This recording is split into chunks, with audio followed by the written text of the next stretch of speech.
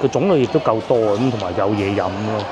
整體上都 OK 嘅，但係就係慢咯上菜慢到又或者係單人餐，呢單人餐都好喎，1958，大家喺美國西岸應該我上邊咧，咁啊喜歡出一啲排名咧，其實我就唔中意，因為每個人口味都唔同。但係如果你係非要講嘅咧，就有兩個地方係會芝蓮啊、老字號，大家食得好開心，攞得到咁多米芝蓮嘅喺廣州啊，我講就係白天鵝賓館。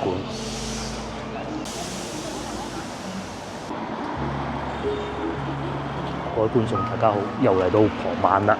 咁今日咧唔去太遠嘅地方啊！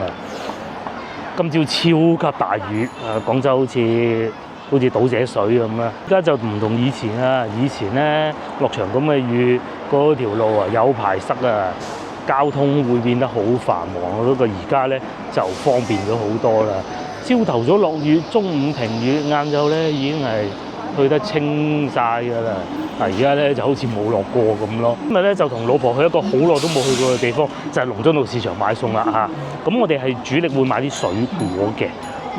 星期六日我哋先至會揸車出去外邊行下嗰啲咁咯。好多遊客喎，面前陳家祠，咁我咧就會過對面嗰度等老婆嘅。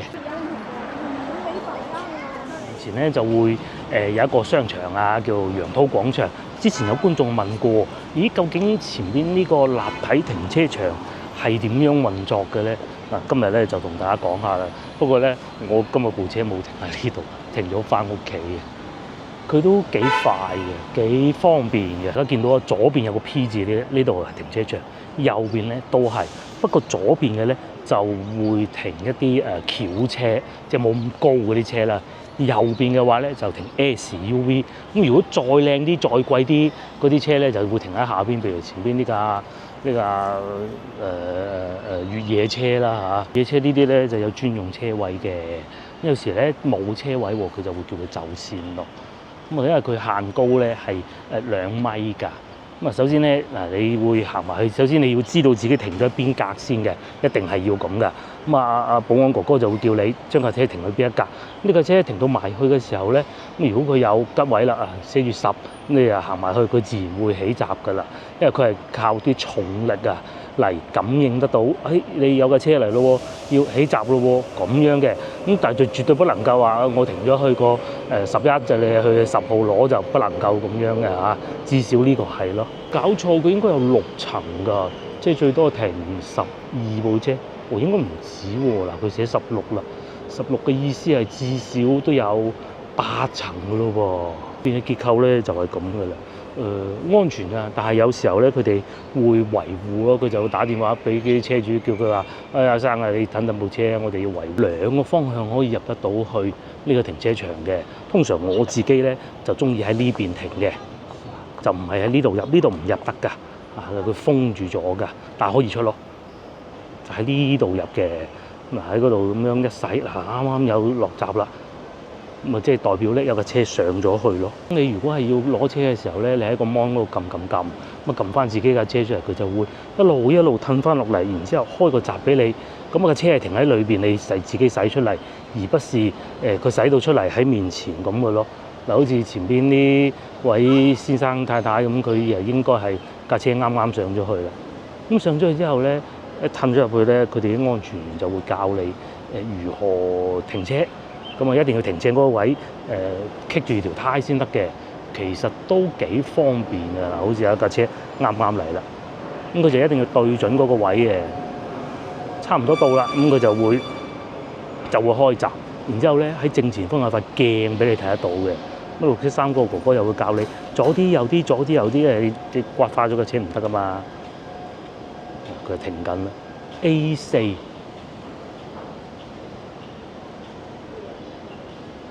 都有9層咁高㗎喎。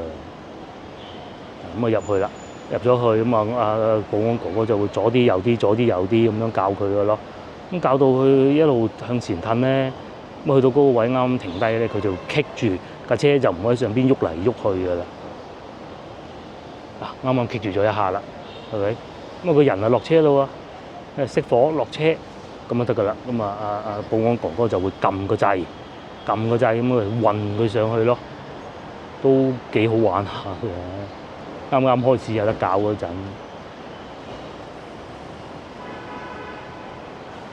個車主就鎖架車咁樣捐翻出嚟，跟住保安哥哥咧就撳掣啦，喺度撳咁叫嗰位先生你記住A4咁就翻嚟咧揾唔翻嘅。保安哥哥一撳個掣佢就會運個車上去，喐啦係咪？喐啦！原來呢兩位先生太太佢係等架車落嚟嘅，幾方便啊！通常我咧就填 A6嘅，或 A7啦，因為咧喺嗰度一路褪入嚟咧，到嗰位女士嗰個位一掉頭，咁就啱好對得正，幾有趣嘅一個玩意嚟嘅。自從停過呢度之後咧，我出去外邊嗰啲立體停車場咧，其實都唔係好怕，不過停咗咧，始終有時都會歪咗嘅，即係夾住同胎嘅。同大家講完停車，又講下呢度有咩食啊！因為通常咧停完架車咧，肚餓喎，咁梗係揾啲嘢食㗎啦。呢度咧都俾我食唔少啊！呢間未食過，呢間 Pizza Hut 係裝修到好似一個公園咁樣嘅露營啊！又有一架車嚟啦。有好多時候咧，嗰啲車主咧，佢係好擔心自己使唔使到入去咧，咁就諗咯要。呢個都有諗。講下呢個廣場，又或者叫美食廣場啦。其實介紹過好多次㗎啦。早午晚都有㗎。早餐咧就有大家樂啦。我成日會嚟呢個大家樂食早餐嘅，就係呢個啦。係啊。朝頭早幾火爆㗎，係啊。又或者呢度咧開始有下午茶啦。飲住下午茶，同埋夜晚咧就係飲啤酒嘅咯，飲酒嘅咯。呢個據說夜晚好火爆喎，好墟冚㗎。呢度大家樂亦都唔需要多介紹㗎啦。我嚟呢個廣場食得最多就係呢個啊，係啊。平均至少一個星期會有一次，有時候出去外邊行完翻嚟啊咁樣，掛住嗰啲呢啲頹廢餐咧，咁就食一餐咯。有呢個叫和富撈麵，之前都介紹過。咁佢係連鎖式㗎，唔平㗎啲麵，但係咧就幾好食㗎咯。意思咧，等於係一種比較貴嘅車仔麵咁啦。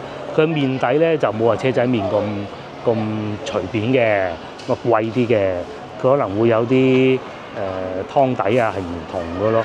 然之後你又可以揀嗰啲配料啦，你揀個燒雞都得㗎，係嘛？食麵咁樣揀個燒雞，或者呢啲咩牛肋排咁就得㗎。好多㗎嗱，好似淨係呢個咁，你淨係要個半邊19蚊9係得㗎嚇 ，OK 嘅。又或者右邊嗰個29蚊肥牛麵咁，佢呢啲係同你配搭好嘅，你可以話我唔要呢種，我淨係齋麵，逐份揀嗰啲配麵啊，嗰啲小食揀都得。溏心蛋一個，咁5蚊咯。要嘅牛肉串咁14蚊咯。流砌到車仔麵咁啦。總之就呢度咧就仲有個麗銀腸粉啊，腸粉店嚟嘅。咁我相信都係加埋嘅話，我估嘅咋，我真係唔知啊。朝頭早7點鐘我咧就會少啲呢度食嘅。但係佢7點鐘就已經開工㗎啦，成日都有嘅。有啲咩食啊？大排檔套餐33蚊8。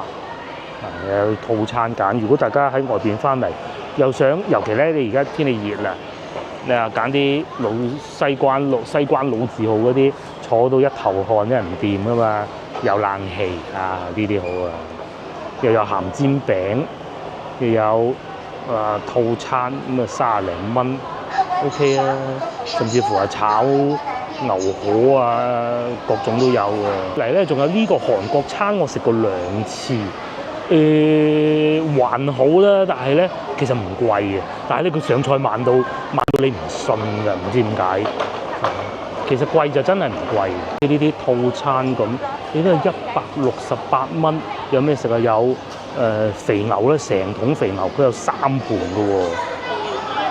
咁仲有啲小菜任食，啲小菜佢整得幾好嘅，我食過啦。個種類亦都夠多咁，同埋有嘢飲咯。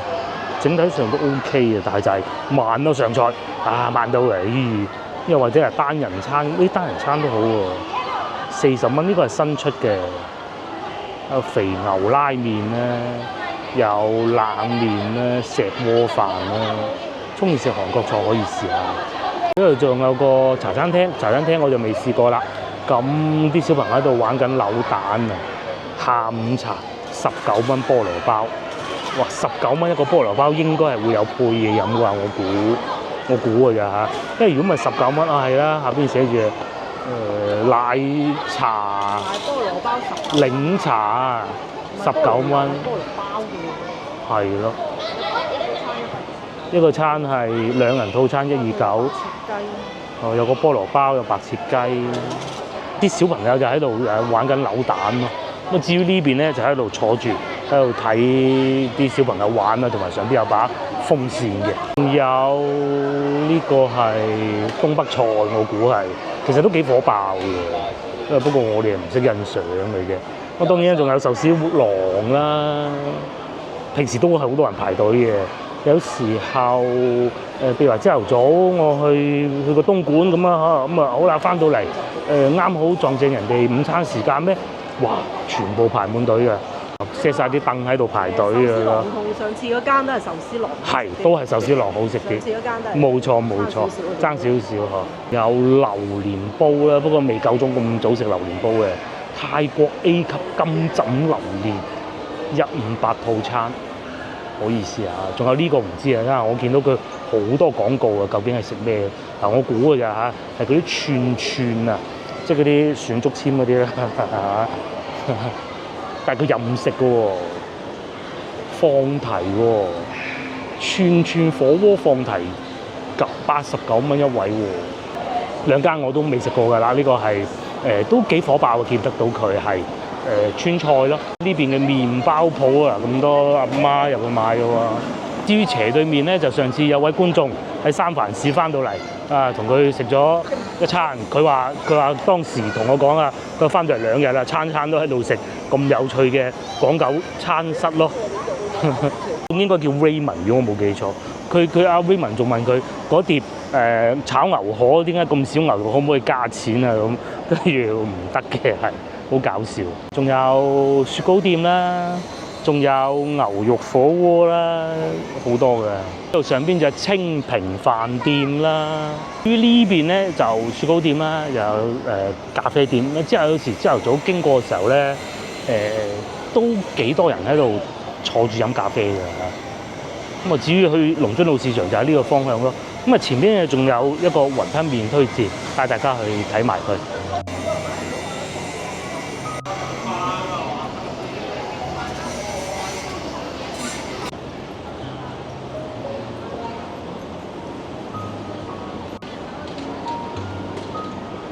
呢個係套餐，1至2人套餐138蚊，但係佢冇寫有咩食嘅喎，寫埋會好啲。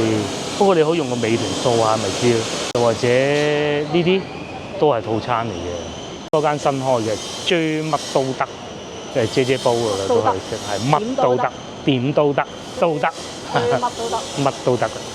喺便利店隔離行過去，月陳記煲仔粥就係我同個老婆喺呢度食得最多嘅一間咯，係啊，天氣一熱就去食㗎啦，一凍啊唔好意思講錯，凍嗰陣食最好嘅，人均60蚊食到飽嗰種咯，50都得㗎啦。有大排檔，呢個大排檔中午唔開門，好犀利嘅。面前呢個祝君蓮啊，諗咗好耐，究竟嗰個咩字，後尾先知道嘅。咁咧除咗月陳記，除咗大家樂呢個係我嚟得最多嘅一個地方啊，即係喺呢個楊濤廣場裏邊。咁啊，裏邊咧佢有咩好咧？就係嗰個雲吞咧就夠細粒啦，即係夠傳統啦。第二咧就最中意就係佢個麵啦，佢個麵咧係好幼嗰種，但係又唔會話韌到咬到好咬橡筋嗰種感覺嘅。但係價錢唔係佢嘅優勢嚟嘅嚇。不過咧就坐得舒服咯，都唔錯㗎，但係就真係唔算。隔離呢個城城煎餃就平啲嘅，應該而家做到係佢哋呢度好似係19蚊一碟嘅，因為每間都唔同㗎。19蚊一碟煎餃，冰花煎餃。但係咧有個問題就係，如果中午咧你淨係諗住食個煎餃夠飽咧，就一定唔夠飽嘅。但係就好火爆咯。仲有呢一間以前好多古仔，但係而家可能都已經係變到連鎖式經營嘅婆婆麵啦。就係呢個，反而呢個睇上好似人多啲喎，但係佢面積係細啲嘅。以前喺西關嗰啲舊巷嗰度食嘅，喺文昌路啊舊巷嗰啲咁樣食嘅，依家就搬咗過嚟。1984有米芝蓮嘅。呢啲賣螺絲粉啊，呢啲就未食過啦。我仲有斜對面銀記咯，都食過幾次啦，還好唔錯。好啦，咁啊同大家行過呢度咧，接落嚟咧就去買餸，係啊，我哋要買啲水果翻屋企食。間新開啊，有睇佢哋嗰個社交媒體啊講啊，新開家樂蛋撻喎，整到咁靚嘅喎。其實咧，你唔使睇佢係咪咩牌子啊，最緊要咧佢有焗爐得㗎。呢個係有焗爐嘅，我啱先睇見有焗爐就好似有手工現烤。哇！你睇嗰個蛋撻幾大隻啊，幾好嘅呢個。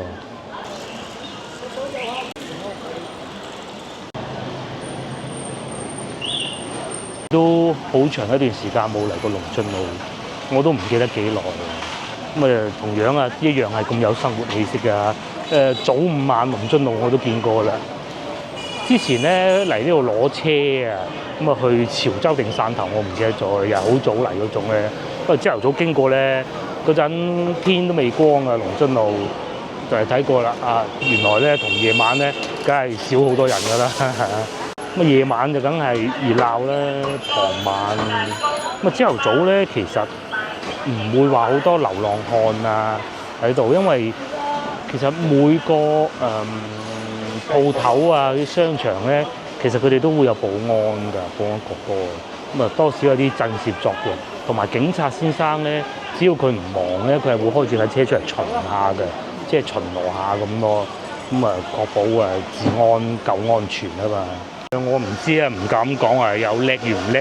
早排我哋喺中山見到一位觀眾，唔好講人哋太多細節啦，佢就話翻到嚟其他唔講，最大感受就係同佢喺外邊嗰度比呢度啊大灣區啦嚇，治安係根本係天同地比嚇，係啊係，我相信都係治安好先至夠膽吃喝玩樂，先有心情吃喝玩樂噶嘛，唔係依邊有笑得咁開心啊嚇！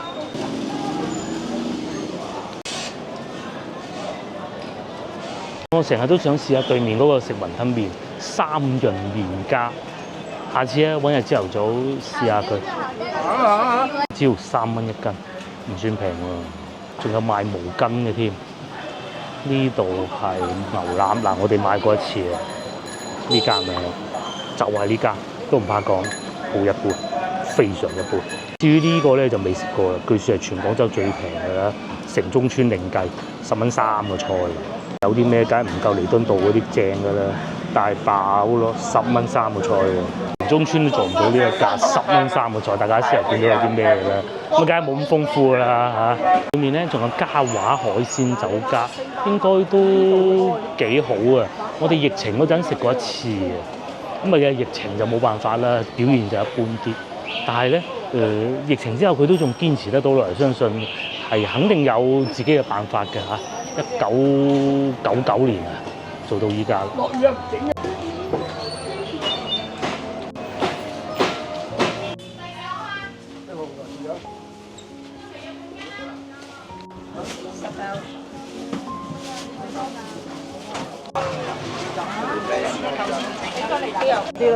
9蚊2斤。一樣嘅，只有大細。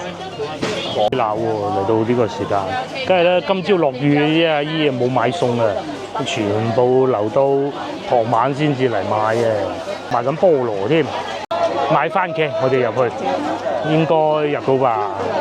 今朝落雨啊，個個都唔嚟買餸啊。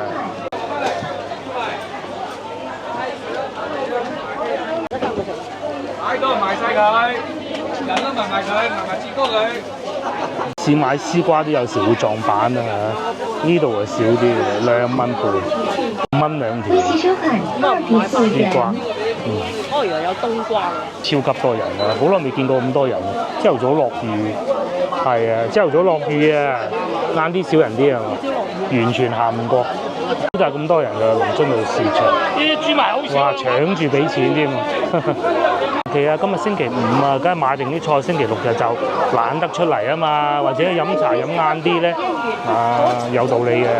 附近市場嚟講最平呢個㗎啦，就算西華路市場都冇咁平，其實西華路市場唔平嘅。而且有時候咧，我哋去個中市市場啦，都有時會撞板㗎，買嗰啲菜翻嚟唔得嘅。又或者去到其他，譬如琴日西村市場啦，嗰個靚女唔係明碼實價嘅，寫2蚊半，收4蚊半嗰種咧。仲有白瓜，而且呢度選擇又夠多，甚至乎連楊桃都有得賣添。楊桃李捧啊，西瓜，而家楊桃咧3蚊，咁係有個袋包住嘅。楊桃係廣州特產嚟嘅，你知唔知啊？廣州楊桃係好靚嘅，咁啊大多數都係從化種嘅，其實依家呢種唔算好大隻嘅，有啲好巨嘅。呢度幾多個？3蚊幾條？6蚊6粒嚇。啦，我哋去西村市場買餸啊，買青瓜啊。嗰個靚女咧咁啊就稱啦嚇。我哋見到平咁啊買啦。一稱完之後咧，佢就話5蚊半喎。咁我哋諗咁貴咁咧，唔好理佢，俾咗錢就算啦嚇。不過我快手嗰頭俾咗錢，後尾咧俾完錢之後咧，老婆先講啊，佢話點解會咁貴嘅咁？嗰個靚女話唔係啊，呢啲4個半嘅咁。係嘅，嗱呢啲賣個半啊嚇，佢賣4個半喎。意思咧，即使佢唔老實啊，即係另住一個，譬如好似呢個咁寫住2斤5蚊咁，其實咧就一反轉個牌，其實係5蚊1斤咁嘅意思啦，嗬。係啊，咁啊都買咗就算啦。喺龍津路市場就好少呢種情況發生嘅，大家見到咁熱鬧、咁墟冚，咁啊知道其實如果相反係會咁做嘅咧，佢都好難喺度立足得到㗎啦。啲街坊專程要翻過嚟買餸得㗎啊，2斤5、6蚊喎，梗係啦。似乎咧仲會同啲客人做朋友咁嘅，好似咪傾下偈啊，咁開開心心又一日做生意，應該係咁樣噶嘛。而且呢度好似係明碼實價咯，大家有機會真係翻嚟龍津路市場睇下。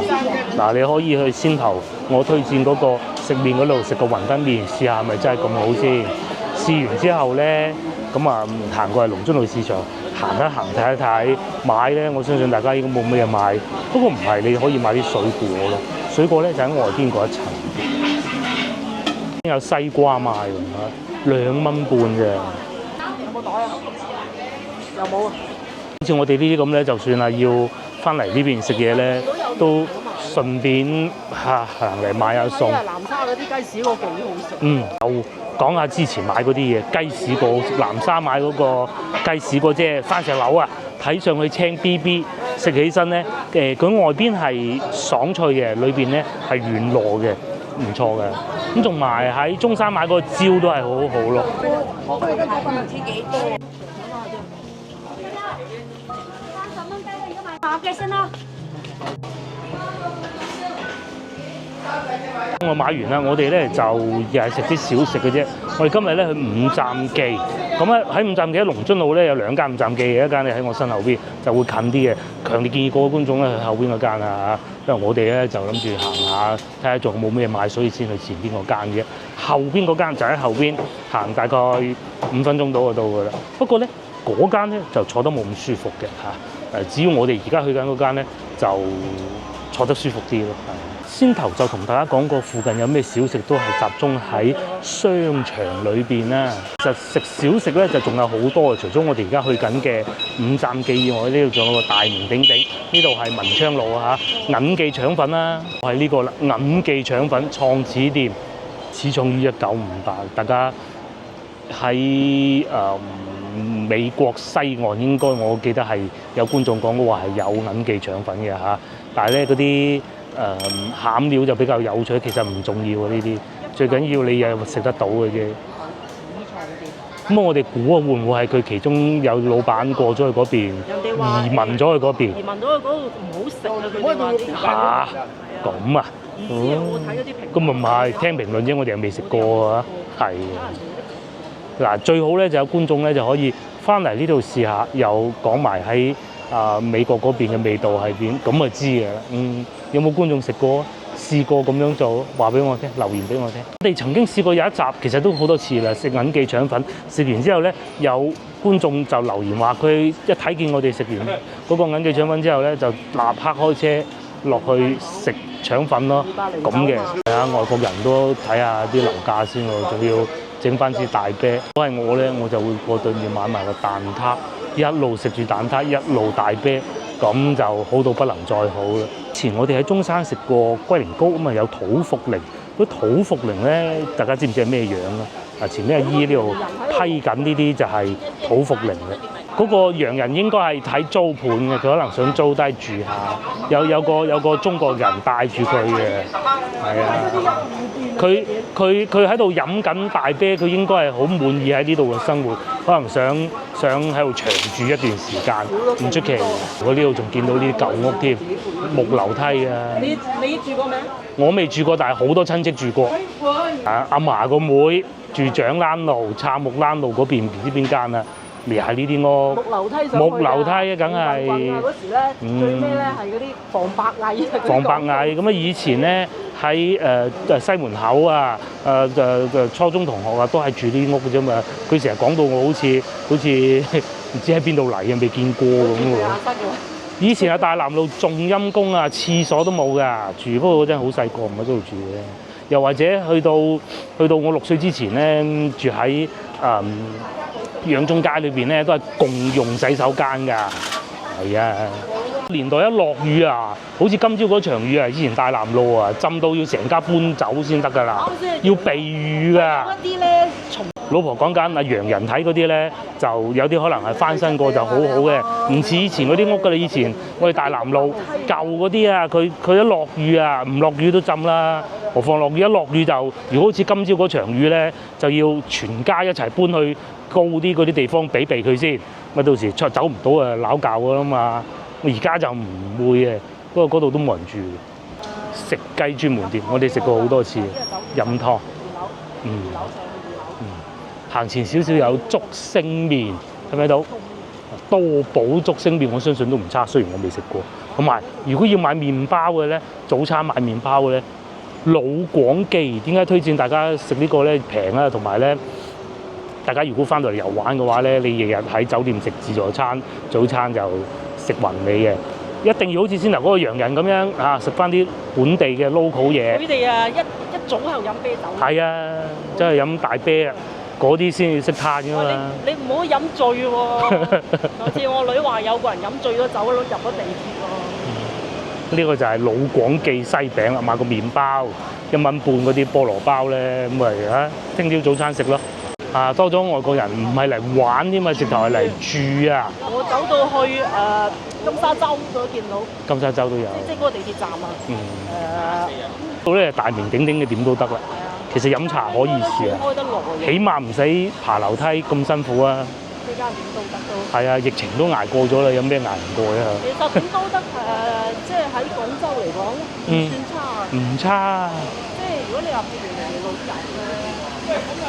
遊客都可以一試啊！我阿三叔係最中意嘅，咁平16蚊啫，豬腸粉加牛三星湯特惠套餐啊！就算貴啲嘅下邊都係撈粗麵加鮮蝦淨雲吞26啫，呢個都可以喎，睇佢道軒點解佢攞2棵嘢遮住嘅？係咪唔做呢特價咧？唔係，仲有特價電飯煲。應該仲有㗎嚇。係啊。冇唔使做嗰啲生意，佢哋最出名啲招牌菜就寫晒喺呢度，電飯煲乳鴿，唔係電飯煲雞，脆皮乳鴿，個記差唔多夠鐘咪上去食嘅。係啊，夠鐘就上去食。攞定個靚位咁咯。咁多大城市，北上廣深，第啲我唔知，港式嘆。廣州人一定係第一，我認為北京人係第二，深圳人一定係排到最尾嘅。即係享受生活喺自己嘅城市啊，享受生活。深圳都冇咩本地人。嚇，深圳本地人又少，咁啊北京人應該都幾識嘅，因為睇嗰啲紀錄片咧，或者人哋啲片咧，都幾識食嘅，捐窿捐下去食。咁但係上海咧就感覺要覺得自己精緻啲、洋氣啲啦，係啊，要飲咖啡咁樣飲嗰種咧，係嘛？佢甚至覺得英國人飲咖啡都唔夠優雅嗰種咁喎，係嘅。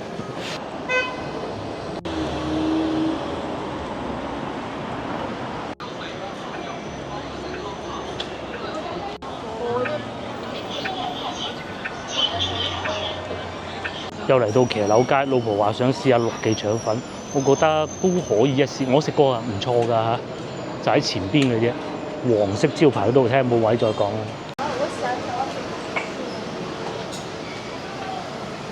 飯啦，又有粥啦，又有腸粉啦，可以啊。啊，一個飯一個腸粉，粥咁仲要唔要啊？皮蛋粥，揀個腸粉先啦。肉片腸唔好。走地雞蛋腸、游水鮮蝦腸，最貴見到係20蚊咯，最平啊齋腸5蚊咯。飯要咩嘢？豉汁蒸排骨係嘛？好啊，都係20蚊嘅。牛腩飯係28，又或者小炒係尖椒炒牛肉。啊，唔好要尖椒。苦瓜牛肉好啊！呢個就係我哋嘅晚餐啊，夠晒簡單，平靚正。足唔足嘅話，等陣再講啦嚇。滑蛋牛肉飯28蚊，點解咁嘅價錢咧？佢係現炒嘅，佢唔係話嗰啲煮好咗擺喺度畢嗰種㗎嘛。咁而且咧呢種飯咧再加10蚊咧，仲有個湯添。另外咧，我就再要多一個雙蛋豬肉腸。我問咗老細咩叫雙蛋？雙蛋意思2隻雞蛋咁解，52蚊又一餐啊！廣東人食嘢咧唔係講貴嘅，最緊要好食。唔好食咧幾平都冇用，貴嘅話咧唔好食咧亦都唔得嘅啊！所以咧最緊要好食。第二啲地方我就唔知啦嚇。上海嗰啲難講啊，或者最緊要排場啊。但係廣州人咧，尤其係如果同個老婆啊呢啲，即係住家菜啊食呢啲咧，日常嘅咧一定係要好食。如果你自己嘅咧，就可以食好嘢嘅。係啦，同朋友就加媒體上邊咧，咁啊喜歡出一啲排名咧，其實我就唔中意，因為每個人口味都唔同。但係如果你係非要講嘅咧，就有2個地方係會有排名嘅。第一個咧，即係廣州啊，就係番禺話有3大巨頭腸粉。咁至於喺荔灣區咧，亦都有3間比較知名嘅，呢個就係其中一間啦。食腸粉啊，我講份量夠啊，14蚊。咁如果你覺得喂會唔會貴啲啊？咁你其實可以要啲平啲啊。豬肝腸都係8蚊。呢度啲腸粉係咁嘅，佢應該係基拉嘅，即係嗰種不鏽鋼嗰種啊，蒸嗰種嘅，就唔係布拉。布拉咧，佢係會流質一啲嘅，唔知我講得啱唔啱啦？有米味個腸粉，但係咧小遺憾就冇肉鬆啦，但係個腸粉咧米味係超級足嘅。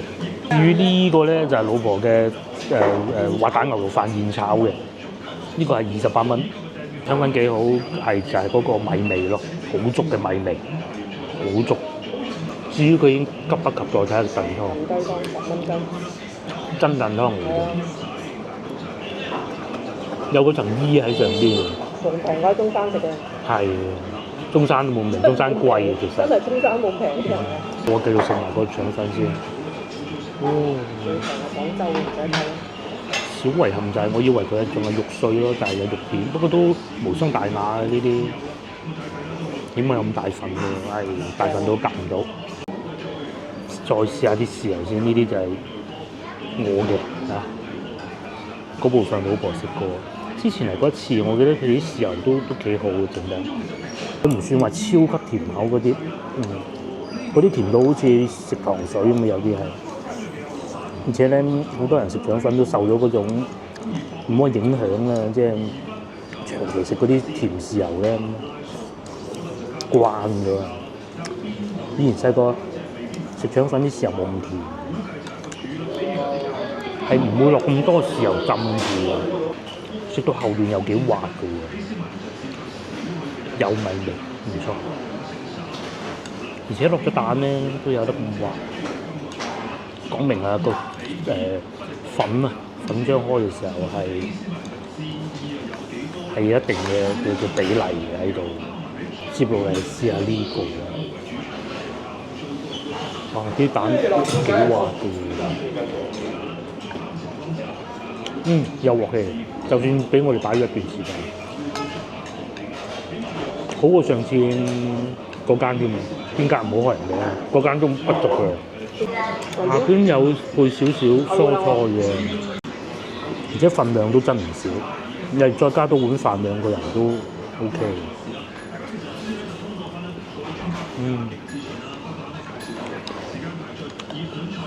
有好似啲咁，如果你要埋碗湯，一個人啦，我講唔翻自己屋企煮嘅，再平啲都有，咁你都係40蚊不到，係咪？而且煮得仲幾好添。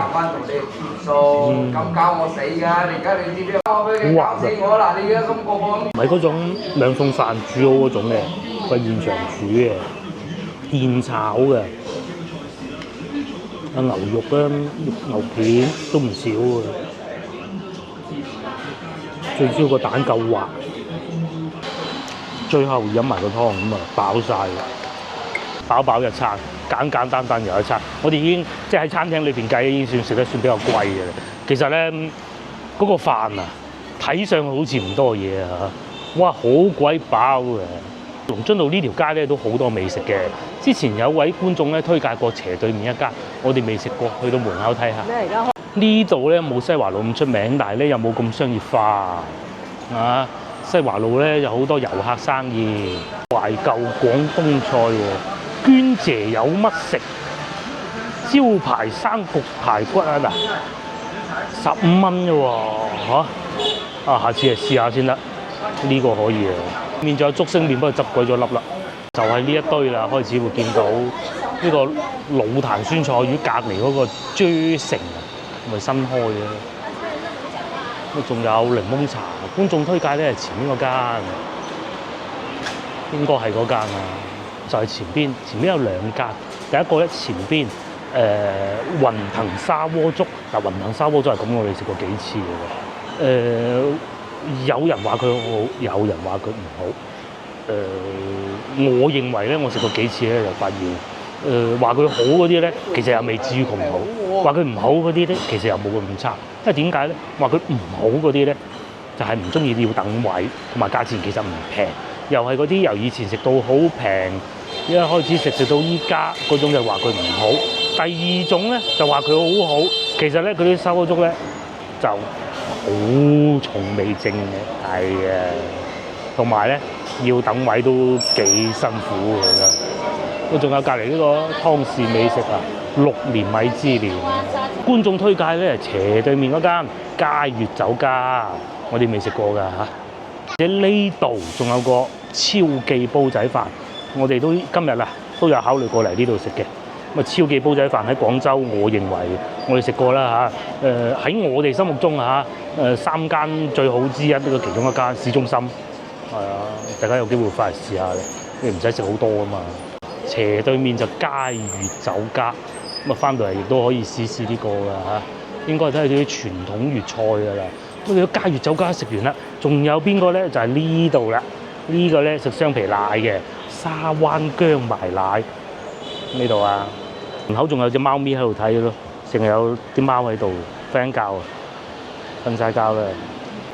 咁大個燈牌，佳悅酒家，大家諗下呢條街有幾多？我都未行到後邊，第一個呢個，第二個先頭我哋食腸粉，煲仔飯都有2間，米芝蓮5年有1間，米芝蓮隔離嗰個網紅店，甚至乎仲有沙灣薑埋奶，食到你夠啊！呢個叫做佳悅酒家，廣州老字號，地道廣府味，好似幾好咁喎。但係如果要點餸喺呢條路，我覺得呢間咯。我有位嘅話，係啊，或者榮華樓啊嗰啲咯。榮華樓啦，前邊仲有一個。或者愛群。我已經講咗出嚟啦，仲有邊幾間咧？第一個咧就係香群飯店嘅總店啦，米芝蓮嘅好多年嘅又係。榮華樓啊，雞仔餅啦，呢個湛江雞啦，我佢樓下都有一間㗎嚇。之前都同朋友嚟食過，都唔錯。點會冇嘢食嘅？廣州冇可能嘅，只要你揾啱地方就得㗎。你話中意網紅店，遊客喜歡去嘅，唔係西華路啦。你唔中意咁網紅店，食翻啲老字號有啲本地味道嘅，龍津路一定錯唔到㗎啦。即係我認為咧，除咗辣嗰啲啊嚇，你眯埋眼揀都得㗎啦。就算唔係我哋推薦呢啲都好。榮華樓隔離仲有我哋上次食過嗰個西關小廚定西關麵家，啲廣州嘅嘢啊或者大灣區美食，就算潮汕菜，我相信都唔會差得去邊。係啊。咁我唔夠深圳啊，深圳好啲啊。潮州真係啊！即係呢度冇豬腳飯咯，係啊。真係深圳嘅潮州菜好食哈哈哈！呢個係真，呢個係真。仲有嗱，粵潮樓，呢個又係食潮州菜嘅，強烈推薦成條街首推榮華樓雞仔餅。嗱，琴晚我哋買過啦嚇，唔好講人哋唔好，而係榮華樓有幾好，真係好好食。1876年啊！咁跟住有觀眾話佢話以前未聽過哦，咁啊，真係唔知啊！唔知啊，我1876年未出世。係啊，我哋又未出世，即係。咁啊，隔離西關小麵家咯。唔夠誒嗰個蓮香樓。蓮香樓嗰啲出名啊，肯定唔夠㗎啦。因為佢呢間嘢都好低調。啊，好低調，同埋佢即係佢冇咁多古仔喺背後咯。嗰啲係好多古仔，又話邊個名人去題字啊，又流落香港啊，咁各種古仔佢又冇嘅。啊，但係啲嘢食得唔得咧就得嘅。啊，雞仔餅就最好食啦。咁啊，雞仔餅你食完個雞仔餅，個隔離西關小西關麵家就係上次我哋喺永慶坊嗰度咧食嗰個午餐咯。都幾好嘅。好多人喺度食啊，即係你又唔一定話點啊餸嘅，咁啊點餸？食個雲吞麵咁又得嚇。飲茶佢又有粵曲廳。係飲茶2樓粵曲廳，佢仲係嗰種木樓梯上去嘅。即係特別你如果中意薄脆嘅雞仔餅，可以最好食。我認為啊。如果你喺廣州仲想揾到有啲木樓梯上去嘅餐廳咧，我就唔知啦，我淨係識講呢間嘅啫。佢中間嘅夾層係木樓梯搭出嚟，咁啊再往前行咧，仲有2間米芝蓮，真係多啊呢條街。我相信呢條街咧，會唔會最多米芝蓮嘅條街都唔出嚟。雖然我哋唔會話為咗米芝蓮先去食嘅，咁但係起碼人哋洋人俾到面，咁你唔通唔要咩？咁冇道理嘅係嘛？隔離以前阿南哥經常帶我食嘅大嫂鑊仔啦，後來疫情嗰陣同老婆食過一次，佢就唔係好喜歡，可能要飲啤酒先得。要飲啤酒咧就食呢啲嘢。阿南哥食得津津有味嘅，阿南哥大我3年嘅啫嚇。百富路水牛奶係喎，哦佢細樽呢種嘅好啊，佢會唔會供貨隔離嗰個雙皮奶，順便供啲嚟呢度就話？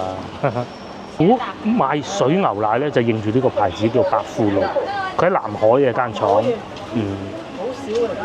好少揾得到嘅飲半爆汁腸仔包，2蚊菠蘿包仲有。不過已經賣晒，我嗰度隔離嘅2蚊菠蘿包，呢個係水牛奶，哦，呢啲就可以攞翻屋企整雙皮奶嘅啦。咪加糖嗱，南海貴城啊。係啊，南海貴城啊嘛。南海區水牛奶研究開發公司，因為佢呢種嘢可能供鬼晒俾順德啊。係。廣州就現廠啊，可能唔係好俾佢入係嘛？或者係啦。水生牛乳。我去加咗奶粉喎，調個味嘅呢隻，呢隻都唔係純啊。哦，佢飲品啊。飲品。即係佢唔係純嗰隻。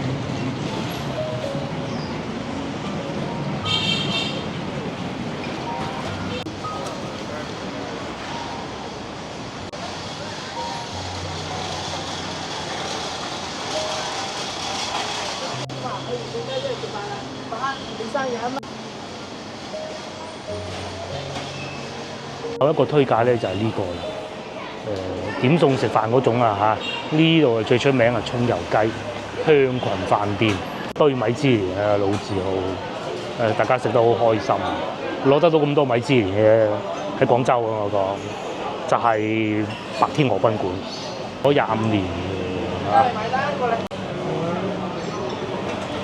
至於前邊往行前少少咧，就係我哋嘅最初啊想去食嗰個五站記啊，咁呢條路啊都有選擇啊嚇。試過一次喺朝頭早嚟咧，其實都冇咁多推介俾得到大家，因為到傍晚咧啲鋪頭開齊，冇錯，呢度就係五站記住佢9點鐘先開店。上次我嚟嗰都太早，就係呢個啦。仲有鹹煎餅未賣晒，都算多人喎。呢度坐得舒服啲近龍津西嗰邊嗰間咧，坐得冇咁舒服嘅，窄啲咯。呢度又闊啲。始創狀元及第粥，啲交通路線咧好方便嘅啫。咁一個係陳家祠地鐵站啦，行過嚟都有少少路程咯。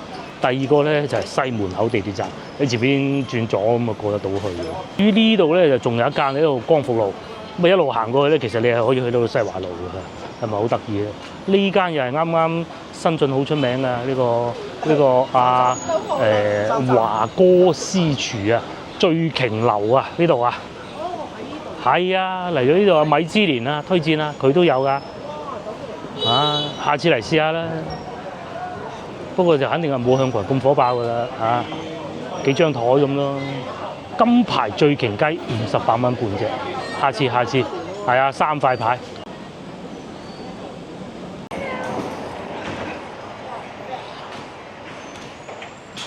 好㗎你。哎呦！行下俾人攔住咗，係碰瓷呢啲叫做嗱，攔住唔俾走，攔住唔俾走啊！哎呦，咁嘅嗱，夾硬計埋啦，光復北路呢一小段啦嚇，呢條街最多米芝蓮啊！如果逐塊牌計，我諗超過20塊牌都似啊！前邊仲有一間，係啊，先頭聯嗰個醉瓊樓原來都有3塊嘅，我以為佢得1塊嘅，咁啊向群又有。向群一堆7塊啦，跟住再往前行少少嗰個湯氏潮州，係啊，嗰個又6塊嘅，好似係睇唔出咧，生菜真係犀利，幾鬼多啊！係啊，龍津路之後我哋陸記腸粉嗰個位，側地側面嗰度，即係而家個布袋公園啊，康王路整咗個康王路嗰塊牌嗰個位，而家就搬咗過嚟呢邊，得嗰幾張台嘅啫，要早啊！其實唔係好出名，仲有一間啊，米芝蓮創發，就係呢個，都係食粵菜嘅。冇位啊！我以為佢得1塊嘅，上邊有幾多塊？6塊啊！7塊，唔好意思，7塊。呢條街最多嘅。開始強調我哋唔係話個米芝蓮就係好嘅，唔係咁嘅意思啊。咁但係人哋洋人俾得嚟嘅，總係會有啲原因佢係都係做得好嘅。而事實上我哋都見到，譬如好似由創發咁，老細話冇位啊，嗰個叔叔走出嚟幾沮喪啊！佢評得嘅咧，你話總會有啲原因，你肯定就唔會差嘅。係啦，冇錯，總唔會係好差嘅，係嘛？尤其咧，我哋特別相信呢一種咧係冇連鎖嘅，創發就冇連鎖㗎啦。咁如果大家翻到嚟想試下啲好嘢食嘅，龍津路啦，龍津路一定唔會錯嘅。咁如果你話之前經常跟我哋去近翻去龍津路市場嗰邊嘅，其實龍津東呢邊都好多嘢食嘅。咁行到過嚟光復北，唯一遺憾少少就係離地鐵站比龍津路市場遠少少咯。呢度過西門口地鐵站10零分鐘啦，係啊，的路咁你咪行呢度咯。其實往前一路行就已經係人民路嚟㗎啦。仲有呢個我以前喺度翻工嘅時候食過嘅一個桂林米粉，都幾好食㗎。打工人飯堂，呢個就打工人飯堂啦。有幾間嗰啲係打工仔喺度食飯。呢個桂林米粉隔離仲有碟頭飯咁咯。再前啲咧仲有幾間走鬼嘅添，走鬼嗰啲小食咯。嗱好啦，今集影片都係時候結束，我哋都係時候翻屋企啦，好早啊今日啦，下集見 ，share 我影片俾你嘅朋友，同埋幫我哋點個 like 嘅，拜拜。